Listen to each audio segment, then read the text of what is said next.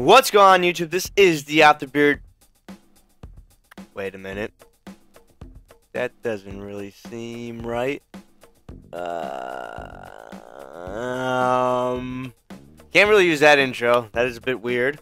I thought that was gonna be a little simpler than that, but I guess we're just gonna go back to Flamesword. So what's going on, guys? This is Flamesword.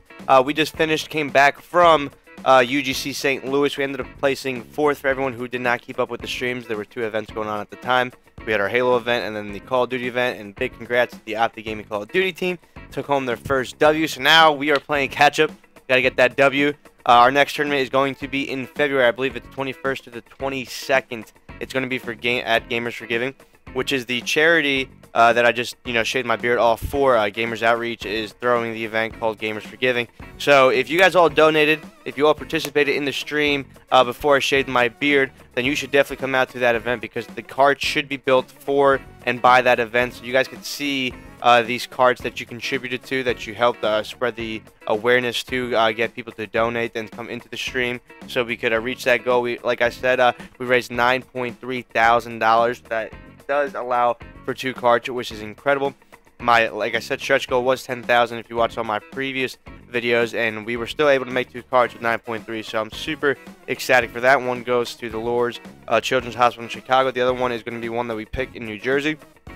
I do originate from New Jersey, so I want to bring back to my home state, say that, Flamesword Mike the kid's doing pretty good. He's coming back and repaying you all for always taking shelter of me in my home state and always treating me well. So coming back and bringing to the kids. And so we have 2 cards. So it's going to be awesome. And then to be able to see them at Gamers for Giving is going to be even more incredible. But let's go back to talking about UGC St. Louis. We ended up placing 4th. And now I guess the biggest thing was that a lot of people were like, I heard you guys got screwed over in a game. I heard the other team got screwed over because of you.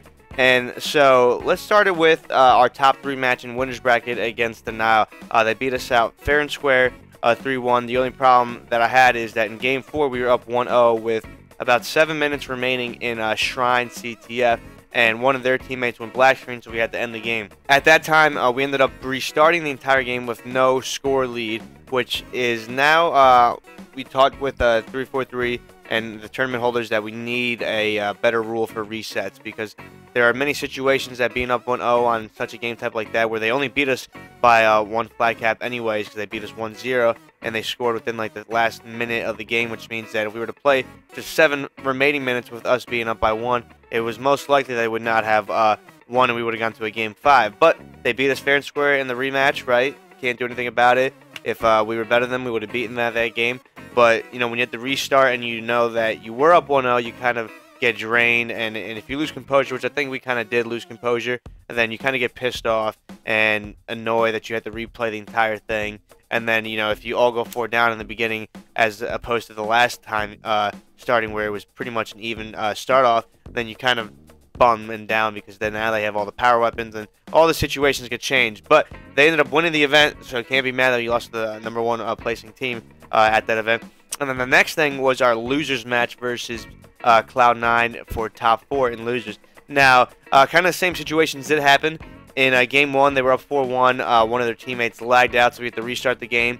And they kind of complained about that game a little too much, in my opinion, because they still came and won that next game that we replayed 3-2. Yes, like I said earlier, the rules do have to be changed in situations like this, where it's like obviously up 4-1. They had to cap 1 flag, we had to cap 4 within a certain amount of time, and then that's how it's decided the winner, not a complete replay, because I think that's crazy. And a couple of us pros will talk to 343 and get the awesome or the best reset rules that we can get, so we avoid such things in the future. Moving along to game number 2, they were up about by 4 or 5 kills, and then all of a sudden I grab snipe and I get a double kill on basically their side, and I'm about to get a triple kill sniping someone on bonfire as Ares was engaging with them. And I would have sniped most likely the dude before he killed Ares for a triple kill, but as soon as I went into zoom with my sniper, my screen went black, everything just kind of froze up, and then when I respawned about maybe 10 seconds later,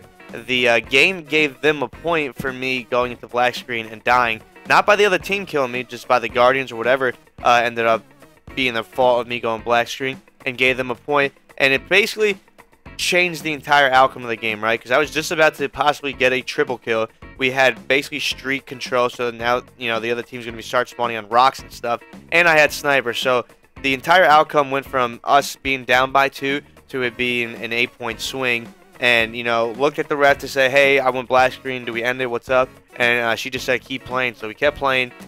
We went back into the replay and saw what did happen. And because there were no set reset rules, and in a situation like that where I think we actually need players to review the entire situation to understand what kind of reset we do need for a game mode like Slayer, because Slayer is so crucial on depending on what situations you're all over. And because of that, I do really think that there should be kind of a committee to review such things at events. So we ended up losing the game when I did go black screen, and then we replayed it and we ended up winning the game. So the series is tied 1-1. They come out, they beat us game 3. We beat them game 4. We go to the game 5 once again with C9. It is Warlord Team Slayer. We beat them last event in game 5, 50-48. So we knew it was going to be a tough one. We knew it was going to be intense.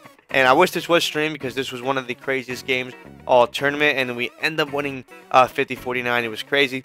Ninja kind of rushed us at the end of the game. Not sure why he did that. He's always been known to be kind of that player who just is way too aggressive at times. And that was one of the times that he caught off being too aggressive. And we were able to double team him, and we were able to get the win to place into the top forward. Then we placed EG, and, you know, close series with EG. They beat us Shrine flags 3-1.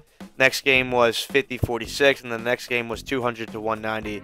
And so they were all close games. We weren't able to pull one game off of them, and they 3-0'd us, and they moved on to play CLG in the losers finals. They lost, so they got third. So the two teams we lost to got third and first.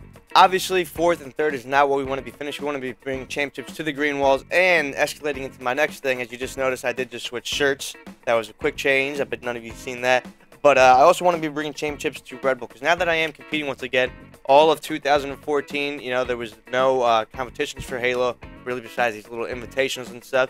So all I was doing with Red Bull was jumping out of planes and doing the crazy fun things that you all saw me do in 2014. But now that Halo is back on the circuit, I am glad to be fully back with the team. Now trying to bring champions not only to the green wall, like I said, but also to Red Bull, like I did back in the previous days when we first were sponsored by them. Unfortunately, we were not able to win the first tournament of the year like I did back in 2011. But, you know, there's still plenty tournaments left in the season. There's supposed to be, I believe, 2 more seasons after Season 1, and there's still 2 more tournaments in Season 1, including online cups. So plenty more Halo to play in 2015, so I'm excited for the entire year. And then we get supposedly Halo 5, I think. Date's still not released, but it's think, or just based off all their other Halo releases, that they come out at some time in November. So let's all be on the lookout for that. A lot more Halo, like I said, for the entire Optic Halo team to play. So we're gonna get better and better. There's no question about that. Now that the holiday season's over, I'm not in New Jersey. We're going to have more time to practice for Gamers for Giving, since that is February 21st, like I said earlier. So we have a lot of time to grind, to get better as a team, to learn from each other's words and thoughts on how we should be continuing to play the game, the adjustments we do have to make, and whatever it takes for us to get better. So, boom, there it is all. That is 2015 starting. We got 4th.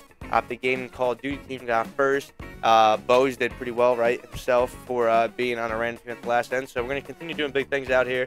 Hope you guys join for the entire journey all year. There's going to be some unexpected things that I will be doing that I think will blow everyone's mind out of the water. And it's going to be some cool stuff. It's going to, like I always say, I like to kick doors and prove that there's nothing a gamer can't do. So that's what 2015 is for me. It's going to be to better myself and keep on knocking on doors and showing that we can do whatever we want if we put our minds to it all. So, hope you all enjoy the video.